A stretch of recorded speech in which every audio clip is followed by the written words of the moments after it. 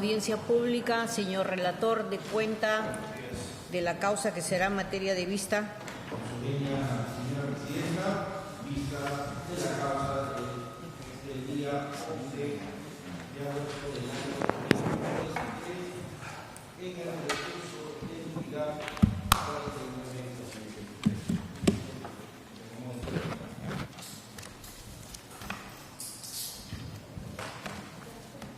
¿Qué número es?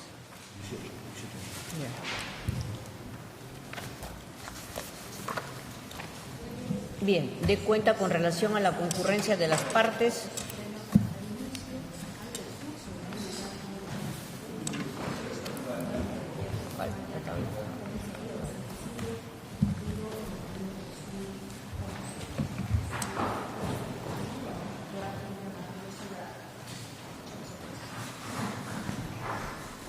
Vista de la causa en el recurso de nulidad 49/2022 contra la sentencia del 21 de diciembre del año 2020 que condenó a Leopoldo Aguilar Camacho como autor del delito de tortura agravada por resultado de lesiones de muerte en el agravio de Ildefonso Alexis Falla Marrero. Como tal, se le impuso 9 años de pena preventiva de libertad. Igualmente, se condenó a Julio César Oresanilla y Cristian David Sánchez Méndez como cómplices primarios del delito de tortura agravada por resultado de lesiones graves a causa de su muerte en el área del referido Falla Marrero. Como tal, se le impuso 4 años de pena preventiva de libertad, suspendida por el periodo de 3 años. Señora Presidenta, debo dar cuenta que en la sala se encuentra presente el referido sentenciado Julio Oresanilla, quien efectúa autodefensa y a la vez patrocina también al otro diputado Cristian David Sánchez Méndez. Igualmente, señora Presidenta, se encuentra presente la defensa del otro sentenciado, Leopoldo Aguilar Camacho, el doctor Jorge Antonio Castro Castro. Asimismo, señora Presidenta, debo dar cuenta del día de ayer ha ingresado un escrito por parte del señor abogado Julio César Oresanilla y del procesado Cristian David Sánchez Méndez, en el cual reiteran el uso de la palabra que ya se le ha concedido e igualmente solicitan la autorización para el ingreso de 3 personas civiles a efectos de especificar hechos, materia de debate en el recurso de apelación, concretamente sobre la participación de los coacusados Julio Oresanilla y Cristian Sánchez Méndez en cumplimiento a la orden superior en el campo de ingredientes de seguridad en el interior de la comisaría. Hecho considerado en la sentencia como un supuesto probado de agresión ilegítima. Asimismo, señor Presidente, me acaba de alcanzar un escrito ingresado por la defensa de Leopoldo Aguilar Camacho, mediante el cual propone alegar por escrito. Bien, con relación a los alegatos presentados, téngase presente. Con relación a lo solicitado, conforme se ha dado cuenta el día de hoy y ayer a través de despacho, solicita a la defensa que se autorice la participación de 3 personas para escenificar un acto, ¿no? El acto precisamente que es materia de incriminación por el Ministerio Público. Al respecto, lo que nosotros tenemos que señalar es lo siguiente. La actuación probatoria se realiza a nivel de segunda instancia. Toda actuación probatoria tiene derecho a una contraprueba. Nos encontramos acá en el Supremo Tribunal, en donde, a pesar de que hay un antecedente, por cierto, en otro caso en donde no hay la contraparte. Y hay un principio que se llama también el principio de preclusión. Esto ya ha sido actuado a nivel de juzgamiento. En todo caso, vamos a continuar con el informe oral y declarar en esa línea no al lugar a lo solicitado. Bien, en consecuencia, procedemos a otorgar el uso de la palabra al doctor Castro Castro.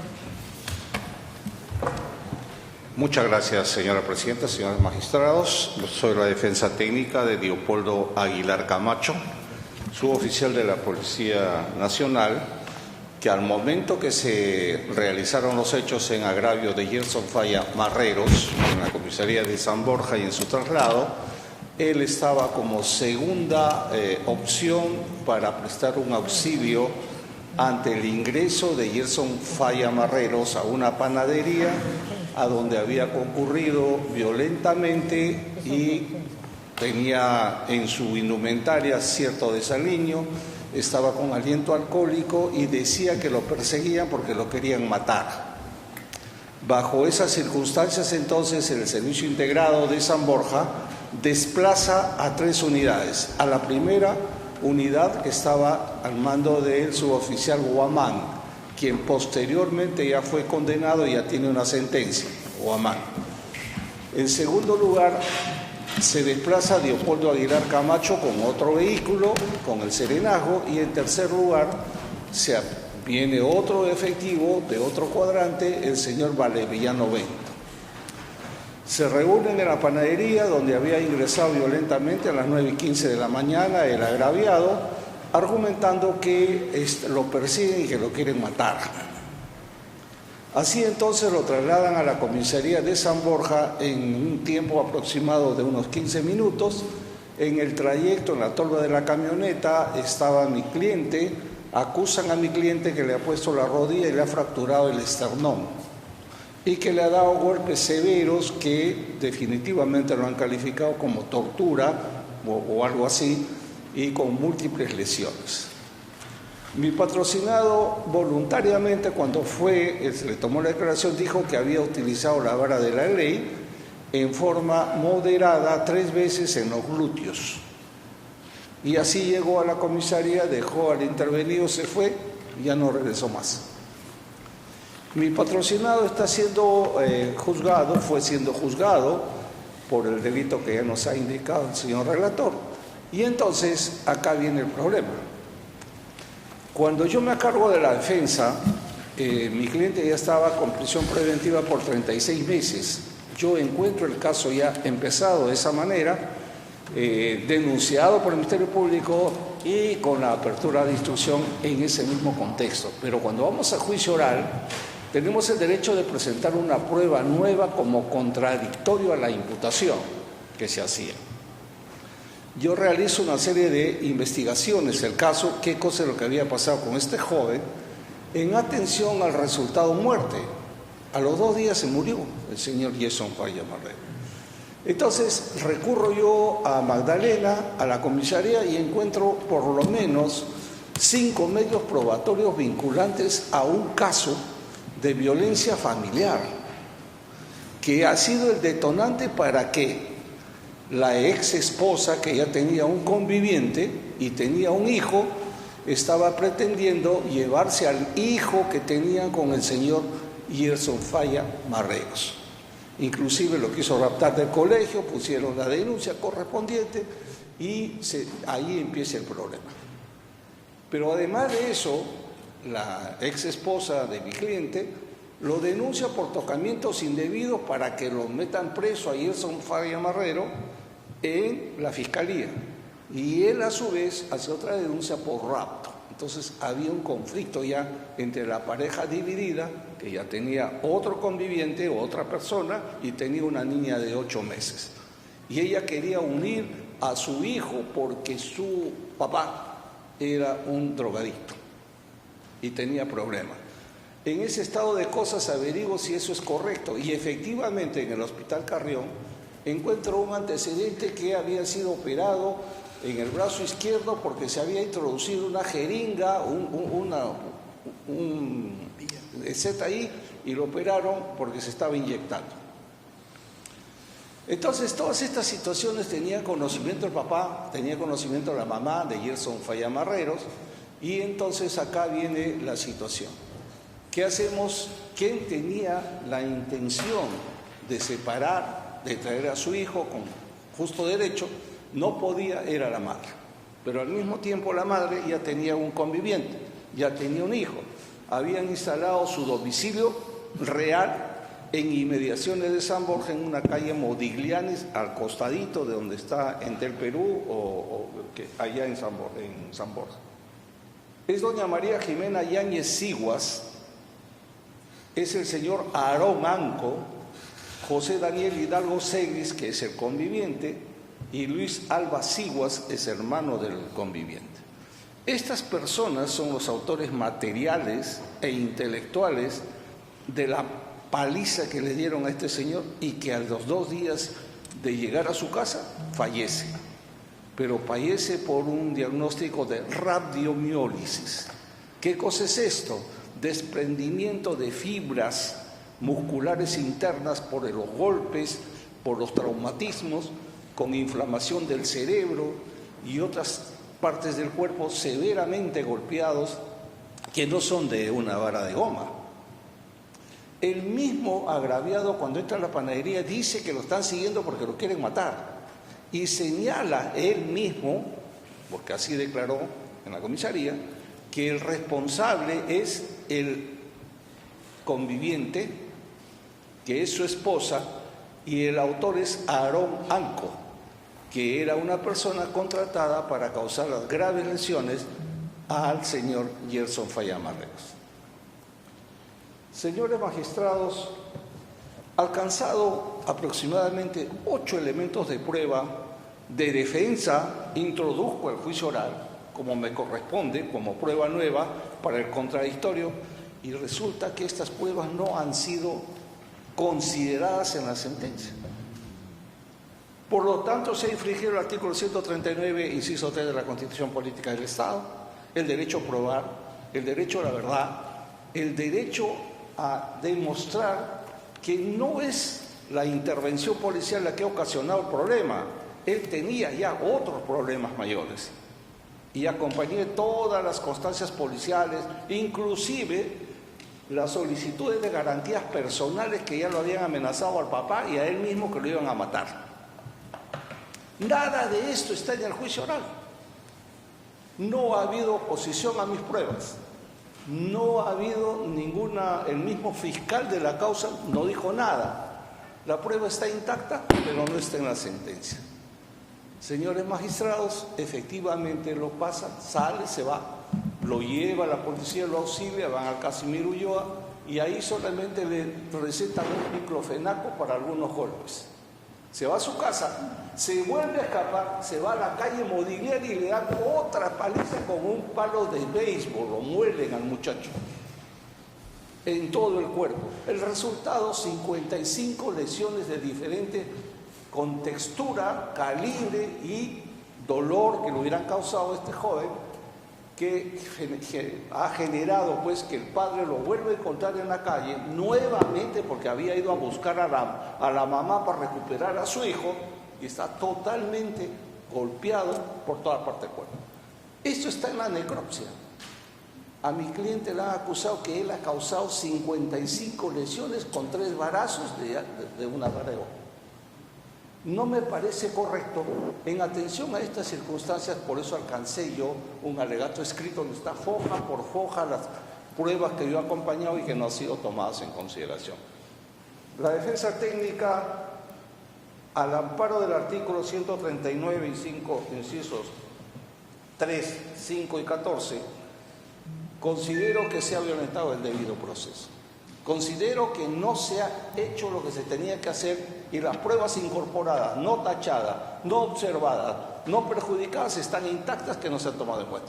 Al no haberse tomado en cuenta esta situación, entonces, de acuerdo al artículo 98, inciso 1 del Código Adjetivo, establece las causales de la nulidad de la sentencia y obviamente la 301, cuando eso ocurre, se tiene que renovar el juicio oral para que se compulse la prueba con el certificado de necropsia, y entonces ahí encontramos que finalmente fallece por otra causa. Y como última información que también está detallada, se escapa del hospital Arzobispo Laiza, donde estaba, para que lo cure.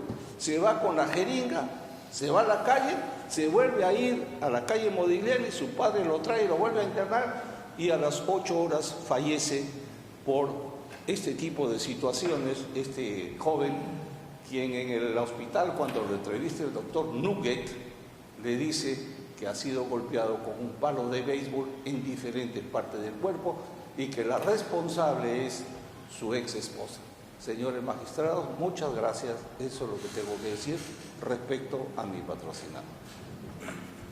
Bien, muchísimas gracias, señor abogado. Vamos a ver, ¿es autodefensa y a la vez informe de hecho?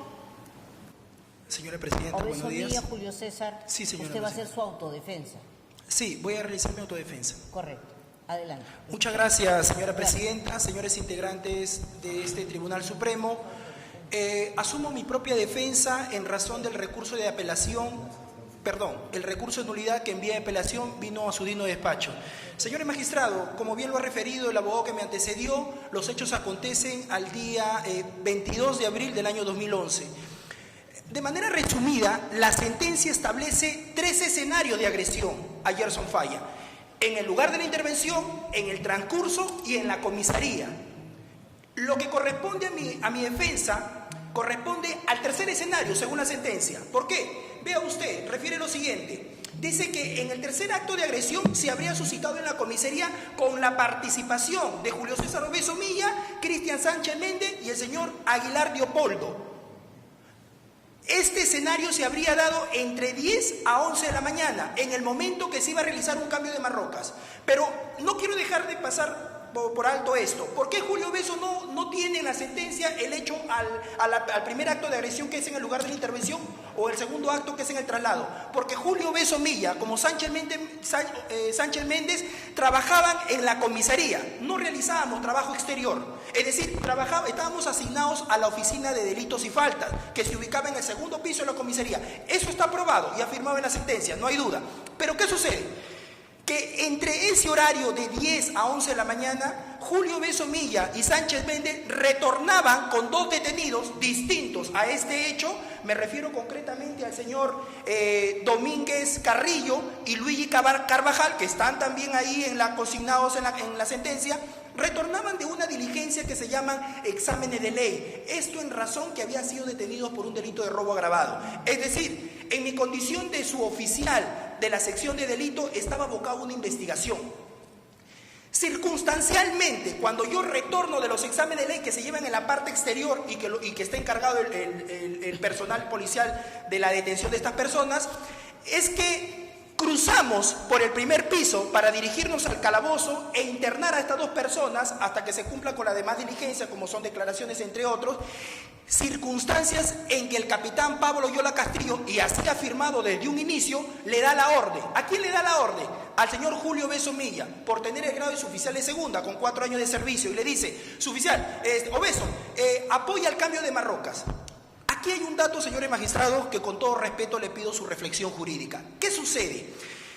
La imputación que se hace a mi persona, como el señor Sánchez Méndez, es la complicidad secundaria en el delito de tortura agravada.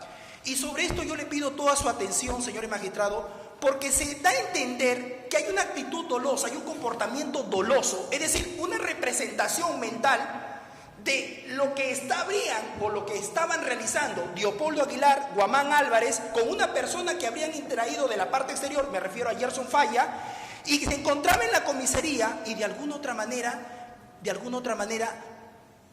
mi presencia circunstancial debería haber conocido el mismo propósito de estas personas. Es decir, mi presencia obedece a un hecho circunstancial de llevar a 2 personas a un calabozo, porque era el único camino que te llevaba a ese lugar. Recibo una orden del capitán Oyola para apoyar al cambio de marrocas al señor Aguilar, que se encontraba con el causante Gerson Falla, y en la sentencia dice que hay una de alguna otra manera, una complicidad secundaria, porque dolosamente habría coadyuvado al propósito de castigar a esa persona por resistirse a su intervención y porque de alguna otra manera habría agredido a sus opresores. Se refiere a los que le habían intervenido inicialmente. Señores magistrados, ¿en qué momento yo tomo conocimiento? ¿En qué momento Julio Obeso Milla, cuando le dan una orden, toma conocimiento sobre lo que había sucedido en el lugar de la intervención, en el traslado y de repente en el interior de la comisaría? Si yo estaba abocado a una causa distinta, si yo en ese momento, y así declarado por la misma persona detenida que estuvo y ha sido actuado en juicio, él reconoce que pasa por ahí, lo llevamos por ahí.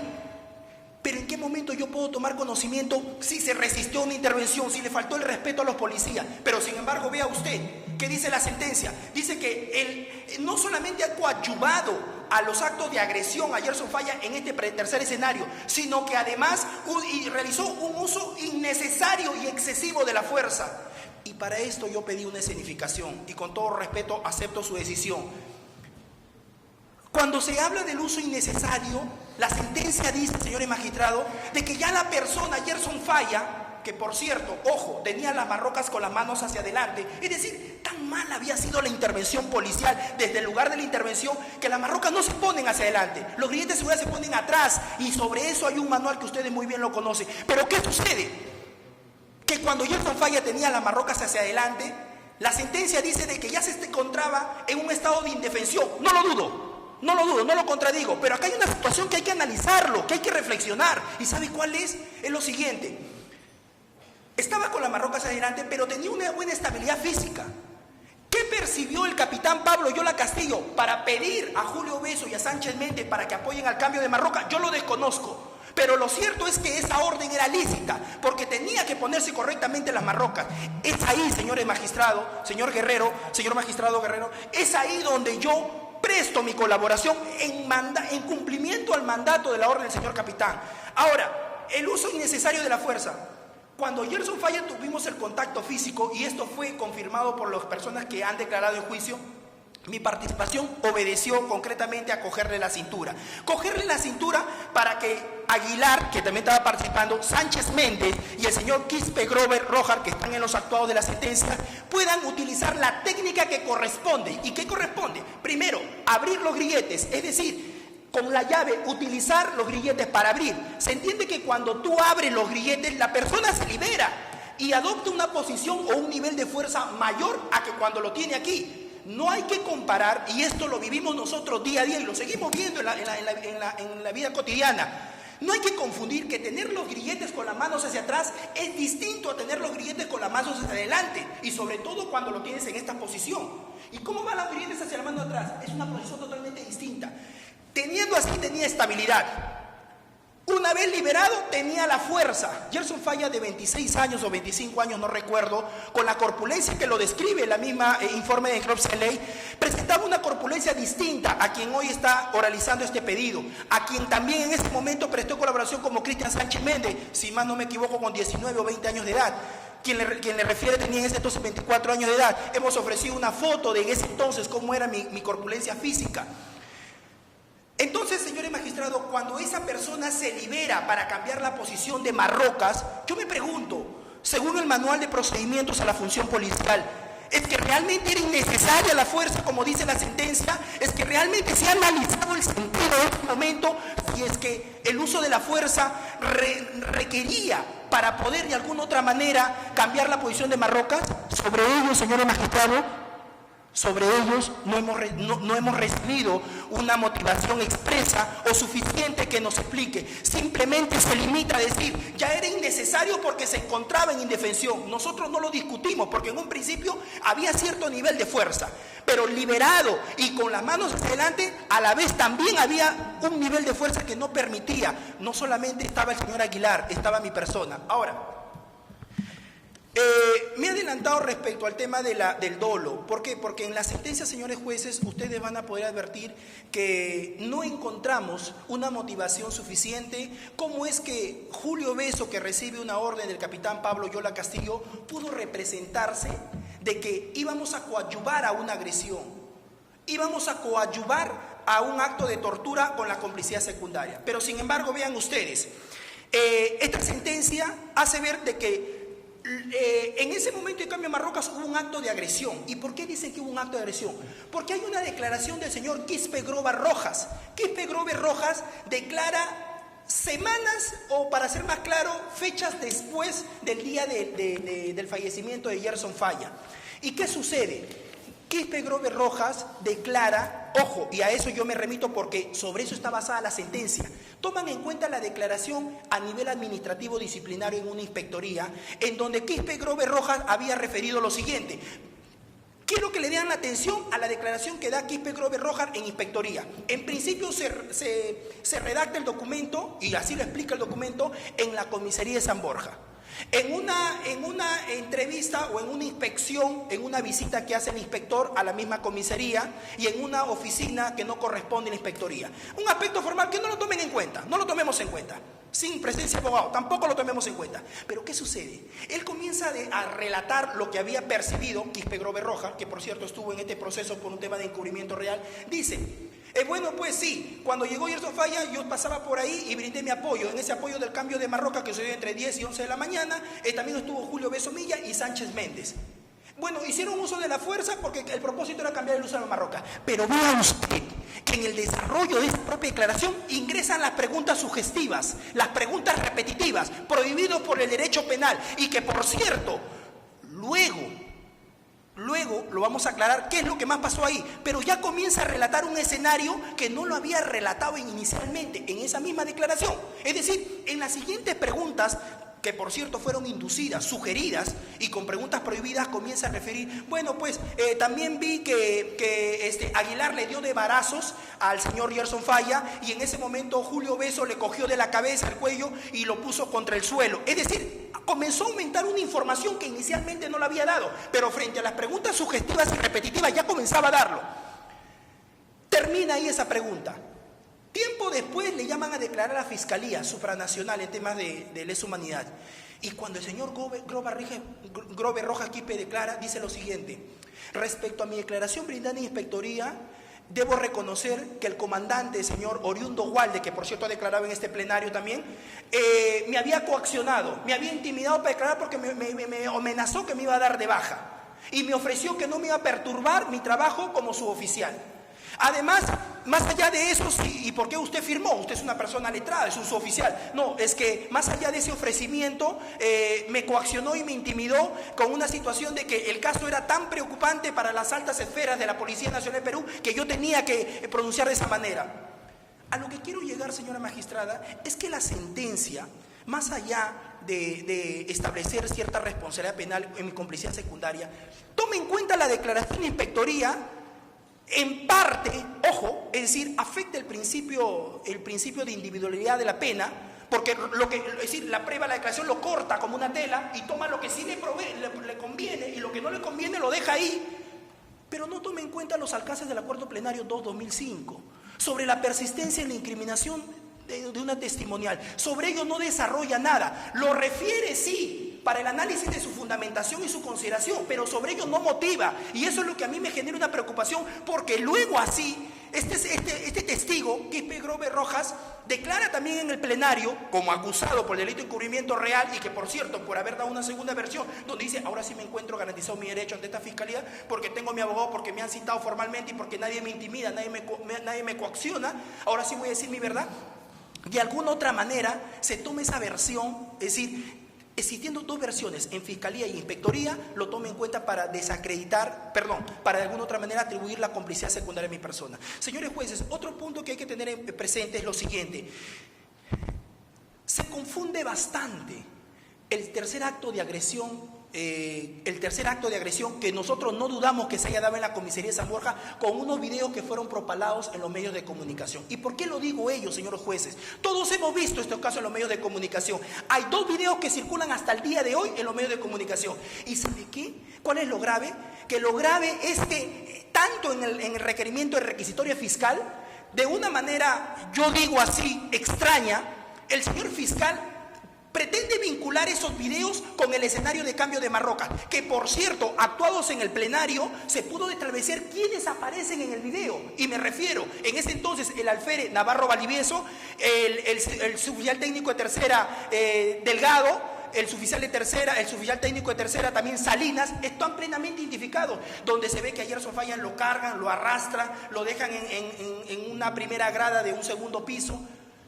Pero de una manera extraña Fiscalía dice, ¿y cómo refieren los acusados aquí, Obeso Milla y Sánchez Méndez, de que estuvo con la marroca, que lo pusieron hacia atrás y aquí se ve que el señor no tiene farrocas?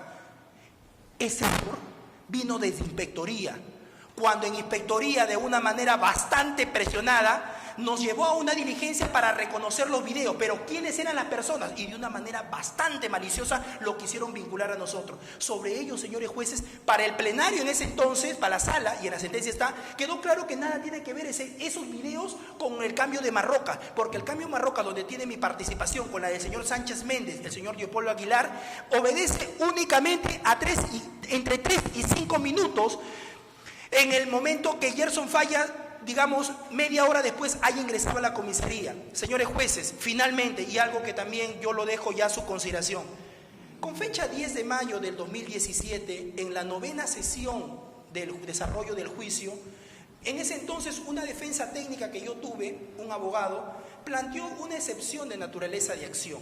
Lo planteó exactamente el 10 de mayo en la 9ª sección.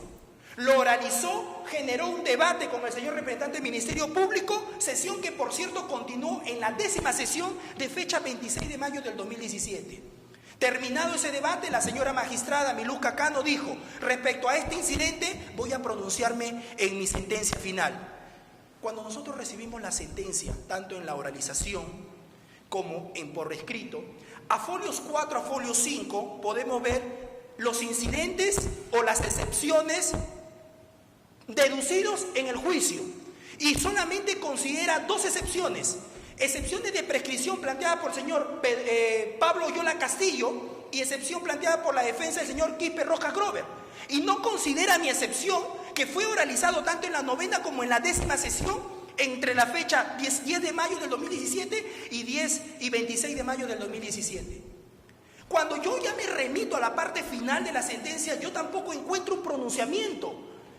Y lo que más me llamó la atención como abogado, porque soy una persona que recién empiezo en este mundo del derecho, veo el dictamen del señor fiscal supremo, y el señor fiscal supremo, en su parte considerativa respecto a este extremo, dice lo siguiente: que se debe entender, se debe presumir de que la excepción ya ha sido resuelta por cuanto te han condenado por complicidad secundaria. Señor magistrado, con todo respeto, ¿es así? Es decir, ¿realmente se resuelven así los incidentes aparte planteados en el juicio oral? Que yo debo asumir, que yo debo entender que porque ya me condenaron, ya se resolvió ese incidente. Lo digo con el mayor respeto que ustedes se merecen, pero yo no comparto esa posición. Soy respetuoso de las normas, por eso me formé como abogado, pero lo que yo les pido, señores jueces, es de que ustedes declaren fundado mi recurso de apelación por estas 3 razones. Primero, porque se me ha vulnerado el derecho de defensa en lo que respecta a que no se ha pronunciado sobre mi incidente. Segundo, que en la resolución, en la sentencia que establece mi complicidad secundaria imponiendo una pena de 4 años suspendida, no se encuentra la motivación suficiente respecto al elemento subjetivo del tipo, esto es el dolo, como la representación mental y el resultado de yo haber querido coadyuvar a una persona que supuestamente estaban torturando, cuando yo no tuve nada que ver con la intervención, con el traslado. Y tercero, señores magistrados, y esto que no resulte como una forma contradictoria, sino por el contrario, como parte de un mecanismo de defensa. Vean ustedes, la sentencia establece que existe un acervo probatorio por las declaraciones, pero a nuestro criterio, los alcances del acuerdo plenario 2-2005 que salen de esta digna judicatura, así como también las otras referencias de sus despachos supremos, no se han analizado para esta sentencia, sino por todo lo contrario. La motivación de la resolución en el extremo de establecer una responsabilidad con suficiencia probatoria y enervar la presunción de inocencia no lo encuentro a nuestro criterio, y esto yo lo dejo a su consideración. Muchas gracias. Bien. Muchísimas gracias, señor abogado. Ha hecho usted uso del derecho de defensa y entendemos también que dentro de su alegato está la defensa que ha formulado respecto del señor Aguilar Camacho. No. Perdón, de Sánchez Méndez. Sí, señora magistrada. Bien. Solamente para precisar, si me permite, sí, que en el caso del señor Sánchez Méndez, el recurso de nulidad lo presentó el abogado que era en ese entonces, y que tengo entendido por lo que he leído la nulidad, que él plantea nulidad a efectos que se declare nula la sentencia y se le absuelva del proceso. Esa es su pretensión concreta, es lo que he encontrado, y yo me remito a ese documento como tal. Bien. Muchas gracias. Algunas preguntas a formular a los señores abogados. El manual de intervención establece cuántos policías intervienen en el proceso de colocar las marrocas a un intervenido. Sí, para usted, doctor. Muchas gracias, señora juez.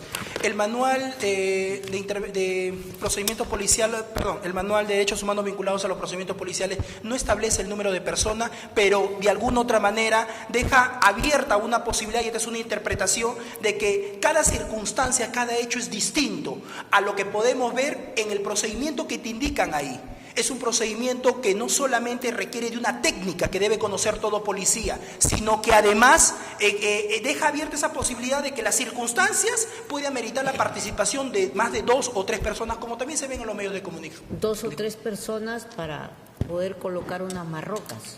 Sí, señora magistrada. El proceso mismo de colocación de las marrocas, ¿quién llevó a cabo en este suceso? ¿Usted o su coprocesado? No, señora magistrada. El proceso mismo del cambio de marrocas lo lleva el señor Quispe Grover Rojas, quien por cierto declara y dice: ingreso la llave, no me abre la llave y se rompe la llave. Y cuando se rompe la llave, viene el señor Guamán a ayudarme y me dice: sale de acá. Y de alguna otra manera ingresa otra llave y lo llega a abrir. ¿En qué consiste la participación de Julio Beso Milla? Cogerle las cinturas, porque el señor ya se encontraba posición cúbito dorsal, y de alguna otra manera coadyuvar a ese cambio de marroca por la situación que se encontraba propiamente el intervenido. ¿Cuánto tiempo duró ese proceso? Señora juez, nosotros hemos sostenido siempre que no habrá excedido los 5 minutos. Bien. Usted señala que sea...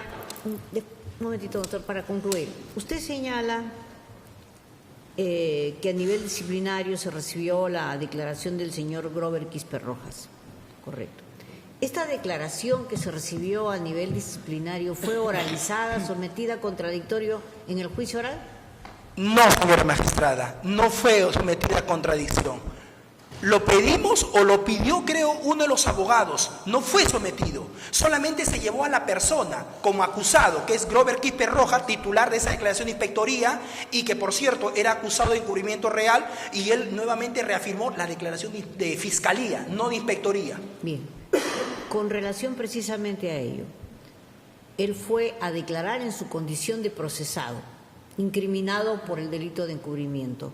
Dígame, ¿se le hizo referencia, se le preguntó o se le leyó parcialmente la declaración que había dado a nivel disciplinario? En lo que yo recuerdo, no se le leyó porque no había sido incorporado, pero sí se le preguntó las razones por las que había declarado en ese sentido. Señora magistrada, en eso sí no le podría responder porque no lo recuerdo, pero no recuerdo que no fue materia de debate, no fue materia de debate. Bien. Doctor Castro, sí, adelante. Sí, le agradezco mucho. Mi patrocinado fue el segundo que interviene en apoyar al señor Guamán. El señor Guamán es el que pone los billetes de seguridad en la panadería, no en la comisaría. En la panadería, a donde ingresa para poder, digamos, intervenir a este señor que estaba ocasionando problemas en la panadería. Lo pone con las manos adelante, esos grilletes es del señor Guamán. Con esas condiciones lo conducen a la comisaría y obviamente una persona detenida con las manos sueltas puede ocasionar autolesiones o a cualquier forcejeo porque definitivamente no está asegurado. Cuando van a sacar ese elemento, inclusive tiene cortes en las muñecas porque lo habían apretado el señor Guamán. Entonces en ese momento el comandante de guardia, que está a cargo ya para introducirlo al calabozo, le dice: sáquele los grilletes. Al momento de hacer eso se rompe la llave y ahí viene el asunto, cómo hacer este tema. Los grilletes deben de ir en la parte posterior, así lo dice el manual, para evitar que tenga pues movilidad correspondiente. Ahí termina la intervención del señor, que es circunstancialmente, efectivamente, y obviamente de Aguilar.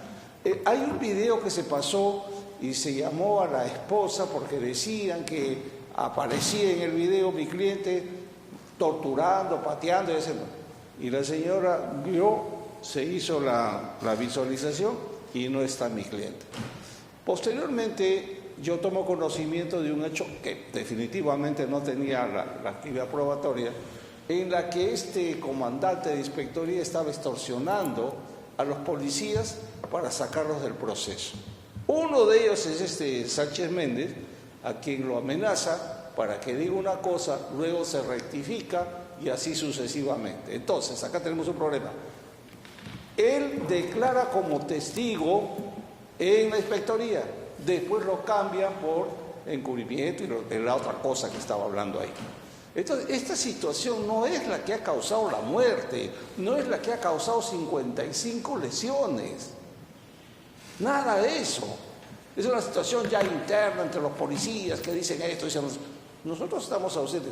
Lo que sí ha ocurrido es que además de todo esto, no se han debatido las piezas procesales como corresponden, no, ni tampoco se han hecho lugar a la contraprueba que se ha presentado. Al margen de todas estas cosas, entonces, la necropsia final, cuando se hace el análisis total, entonces se pidió que se homologuen las lesiones para ver con qué elemento o artefacto ha ocasionado la herida interna y la hemorragia. Ninguna de las lesiones que fueron sometidas ha generado la muerte. Él muere porque tiene un problema de escaparse del hospital. Falta oxígeno, le ponen, inmediatamente su papá lo trae y le hacen resucitación mecánica porque le da 3 infartos y le fracturan el esternón. Y después muere. Entonces, ¿cómo es posible en una intervención tan simple como esta termina así y acusado a mi cliente que le ha fracturado el esternón y le ha causado 55 lesiones? Les agradezco su gentileza, muy amable. Señor abogado, usted ha señalado que quien ocasionó la muerte no fueron los procesados, sino los familiares de la ex esposa. Correcto. Usted señala que a nivel de juicio oral ha presentado diversa documentación vinculado a un proceso de violencia familiar. Correcto. Pero usted también afirma que en este caso el agraviado fue golpeado con un bate de béisbol. Sí. Bien. En relación a esa información que usted se...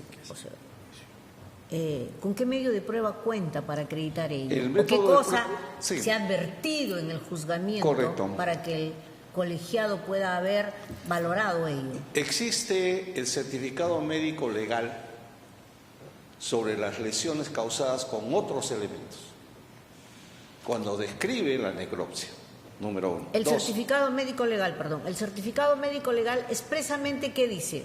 Que dice que las heridas que tiene o las lesiones traumáticas son con un elemento duro y contundente. Ahora, un elemento duro y contundente. ¿Un elemento duro y contundente no es una vara de la policía? No, es una vara de goma. ¿Qué cosa ha dicho el médico? Porque entiendo que en el juzgamiento ha ido el médico ha reflejado... ¿Qué ha dicho? Que las lesiones que presentaban podían devenir de una vara de policía o del bate de béisbol que usted señala. Lo que pasa es que en el momento que le toman la referencia al ingresar al hospital, arzobispo Loaiza, cuando lo reciben en emergencia, el propio agraviado dice que ha sido golpeado con un bate de golf y eso lo ponen en la historia clínica. En la historia clínica de la data que le da al doctor Lubit en el hospital. Y en el otro elemento es cuando interviene Guamán, le dice que lo quieren matar y que lo están golpeando con un palo. ¿Qué otros elementos tiene usted para afirmar que fueron los familiares o las parejas y el hermano de la ex esposa? Porque que fueron él ha dicho que la responsable es su esposa de todas estas cosas. Antes de todo, él ha dicho. Esas son informaciones que aparecen en las versiones de él, antes y después. Bien, muchísimas gracias. Finalmente, señor abogado, ¿cuántas personas se necesitan para neutralizar a un intervenido?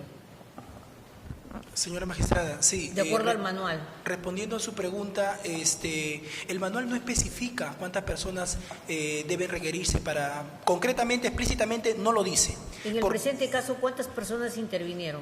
En el momento del cambio de Marrocas. En el presente caso, a Gerson Falla lo intervino el señor Guamán Álvarez en el lugar de la intervención. En el mismo momento del cambio de Marrocas. Solamente Aguilar estaba, solamente estaba Aguilar, porque Guamán estaba haciendo su parte y él mismo lo dice. Y eso es lo que nosotros también lo hemos dicho, como Grover Quispe, que también no está condenado en esta sentencia. Grover Quispe aparece justamente cuando nosotros tuvimos ese contacto para apoyarlo a Aguilar. No había otra persona más. Es decir, solamente se encontraba Aguilar en ese momento con el señor. Y es eso lo que percibe el capitán para darnos esa orden a nosotros. Entiende, una situación de necesidad. Y nosotros a esa situación es la que prestamos la colaboración. Bien, los señores jueces van a formular preguntas. Adelante. Bien, señora presidenta. Solo una aclaración. Está claro de que los hechos que son materia de imputación respecto de su persona y son lo referente al cambio de los grilletes, ¿correcto?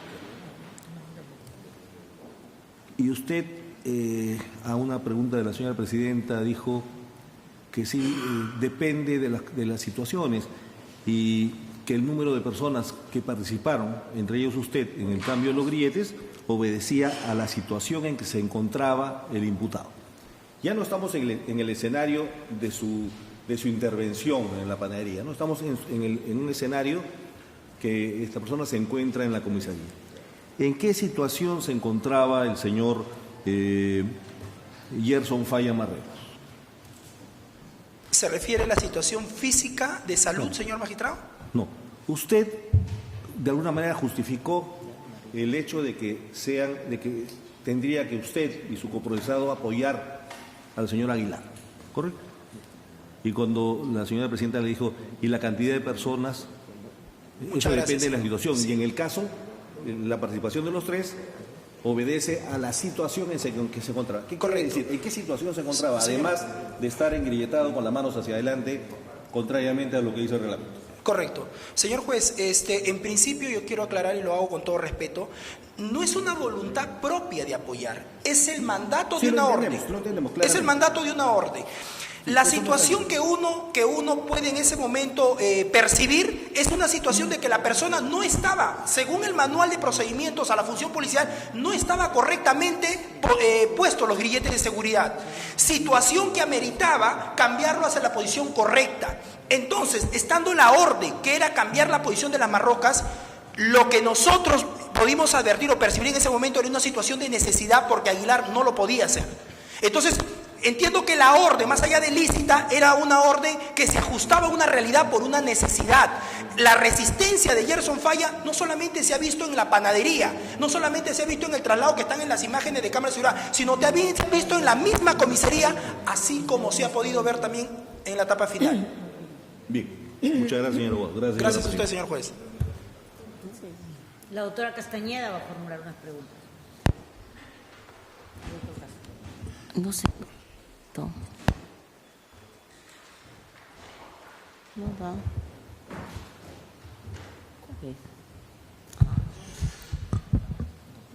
No funciona. Sí, para el doctor Castro. Sí, doctor, buenos días. Gracias, señora presidenta. Le entendí que usted manifestó que no era el abogado inicial, sino que luego asumió la defensa. Sí, cuando ya estaba detenido. ¿En qué etapa? En la etapa de juicio oral. En la etapa de juicio oral. Entonces, cuando usted dice que va y averigua, hace sus averiguaciones respecto de la violencia familiar y de las pruebas que logra obtener, entiendo que esas pruebas no fueron ofrecidas ni actuadas en la etapa de instrucción. No fueron ofrecidas. Yo encontré ese defecto y estamos con el procedimiento del Código de Procedimientos, no como con el nuevo código. Ya. ¿No? Y por lo tanto, cuando usted entrega esa prueba en etapa de juicio oral, ¿se le admitió o no se le admitió? ¿Le denegó? Yo advertí que eran pruebas nuevas, saqué copias certificadas, introduje al plenario, el fiscal no se opuso, la parte civil tampoco se opuso, no hubo ningún tipo de objeción y están en el proceso y no se han actuado. Usted dio a entender, no obstante que estamos con el Código de Procedimientos Penales, que podría admitirse como una prueba nueva, porque no sería prueba sobreviniente, sino una prueba nueva, no conocida, No y que conocida. ellos no se opusieron. No, no lo conocí. Ya, y esa prueba, no obstante, usted dice que no se oponen, al momento de llegar al artículo 262 del Código de Procedimientos Penales, que implica la oralización y someter al contradictorio la prueba documental, ¿fue oralizada o no? No fue oralizada, no fue tomado en cuenta y no se sometió ¿Usted al lo convenio. pidió? Yo lo solicité. Solicitó. ¿Y le dijeron algo? ¿Le dijeron de que era una prueba que no era nueva? No, que ya era una prueba antigua que se debió hacer en la etapa de instrucción, Claro, a nivel a eso fiscalía, vamos, pero... porque el tema de que el Claro. abogado no haya cumplido con sus obligaciones ya no es algo que compete al órgano jurisdiccional, porque el órgano jurisdiccional ni la propia fiscalía conocen de estas circunstancias. Se le puso la advertencia al señor fiscal que era muy importante porque finalmente el niño se ha quedado con la mamá, el esposo ha amenazado al papá, también a Gerson Falla, y hay una cantidad de medios probatorios anteriores al suceso. que Pero ha lo generado. cierto es que esto no se actuó nunca en etapa No de se ha instrucción actuado, no ni se ha en juicio actuado oral. en el Gracias. juicio oral. Ya, gracias, señora Y Mora. aquí un pequeño detalle con este tema. A mi cliente le acusa de 55 lesiones, es imposible. Sí, ya lo dijo, lo hemos escuchado. No se imposible. preocupe, señor abogado. Y, Lo hemos y entendido. por lo tanto, otra parte que tenía que decirle, son autoridades las que intervienen, son policías. Y no hay actor civil y pide que le pague 250.000 soles mi cliente por reparación civil. Ya, eso es otro tema. ¿Ok? Gracias, señora presidenta. Gracias. Bien, la doctora Iris Pacheco le va a formular unas preguntas. Gracias, Adelante, señora doctora. presidenta. Buen día, señor abogado. Doctor Castro, usted está postulando acá como hipótesis defensiva de su patrocinado que la muerte del agraviado fue causada prácticamente por los familiares de la esposa del agraviado, Correcto. ¿verdad? Dígame, y esto obviamente usted señala que se reflejaría en las lesiones que presenta el agraviado, que fue, según usted sostiene, generada por objeto contundente duro. Dígame, ¿en el expediente hay certificado de lesiones, certificado médico? Sí, hay Ya. certificado de lesiones. Ese certificado médico fue objeto de ratificación, concurrieron los peritos a juicio y ¿qué se debatió ahí? ¿Qué determinaron como causa de las lesiones? Porque hay un protocolo de necropsia también, ¿no? Sí, correcto. Respecto a eso, las dos preguntas van en ese sentido, Ya, a respecto ver. al certificado y respecto al protocolo de necropsia. ¿Cuál fue el origen, la causa de la muerte y qué dijeron los peritos al tribunal? La causa de la muerte, como les repito, tiene un nombre, se llama radiomiólisis, que viene a ser una intoxicación con la urea al sufrir un taponamiento de los riñones por desprendimiento de fibras musculares pequeñas. Eso genera básicamente infartos en la persona, falta de oxigenación y finalmente se producen 3 infartos cardíacos. Al producirse esos 3 infartos cardíacos en el Hospital Arzobispo Loaiza, le dan resucitación mecánica y terminan fracturándole el esternón, con lo que a los pocos minutos fallece el señor Gerson Falla. Bien. Es mejor dicho, la causa determinante de la muerte fue eso. La causa determinante fue esa. ¿Cuánto tiempo duró su patrocinado luego que fue intervenido? Bueno, es de la otra persona. El agraviado, ¿cuánto tiempo estuvo con vida luego de la intervención policial? 2 días 2 días. en el hospital, 2 días en el hospital. Bien. Gracias, señor abogado. Gracias, señora presidenta. Finalmente, una última pregunta, doctor Obeso. Tome asiento, por favor. Dígame, ¿hubo algún efectivo policial que grabó el momento en que se colocaban las marrocas al intervenido? Sí, señora magistrada, eso hay que aclararlo. Guamán Álvarez, cuando declara en inspectoría, dice que cuando ve que Rojas no puede abrir la llave en lo de los grilletes y se le rompe, le dice, deja ahí, yo lo voy a abrir, más bien graba. Le entrega su celular, dice, para grabar.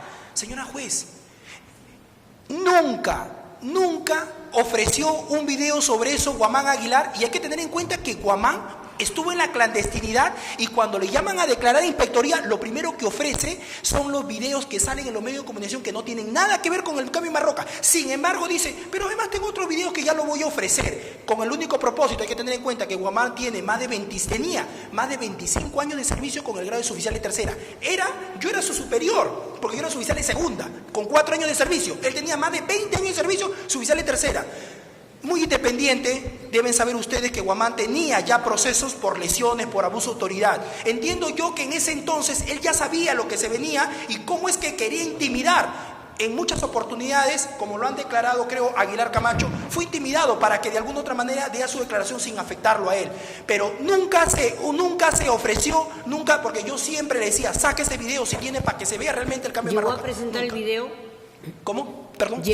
Usted dice que él comenzó a grabar. Él dice que grabó, él refiere, él dice, pero yo no percibí que haya grabado, pero nunca se ofreció ningún video sobre eso. No hay ningún video, no ha sido actuado, no se ha sido ofrecido. Solamente hay dos videos que están en los medios de comunicación. Uno que se ve a Gerson Falla en la grada que lleva para el segundo piso solo gritando auxilio, auxilio, se queja, hace un jadeo, todo eso así reproducido en las actas. Y el segundo video que se ve que de la puerta de la comisaría lo jala el alférez Navarro, el técnico Salinas y el suboficial Delgado para meterlo hacia adentro y lo arrastra y dice, ya pues, suéltame, au, dice, esos son los únicos videos actuados, pero maliciosamente o extrañamente. ¿Y esos videos quién los proporcionó?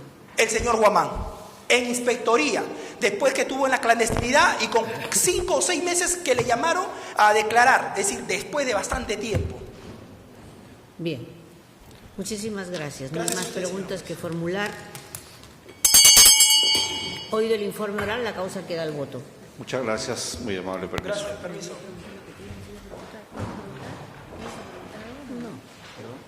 No.